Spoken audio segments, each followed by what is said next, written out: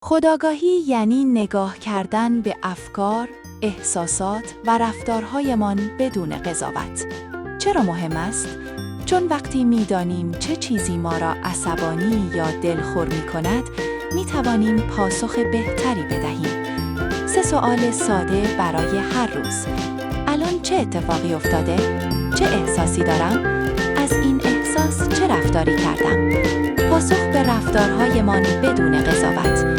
چرا مهم است؟ چون وقتی می‌دانیم چه چیزی ما را عصبانی یا دلخور می‌کند، می‌توانیم پاسخ بهتری بدهیم. 3 سوال ساده برای هر روز. الان چه اتفاقی افتاده؟ چه احساسی دارم؟ از این احساس چه رفتاری کردم؟ پاسخ به این 3 سوال آرامش و تصمیم‌های روشن‌تری می‌دهد. تمرین شبانه. بنویسید چه اتفاقی افتاد؟ چه احساسی داشتم؟ از این احساس چه رفتاری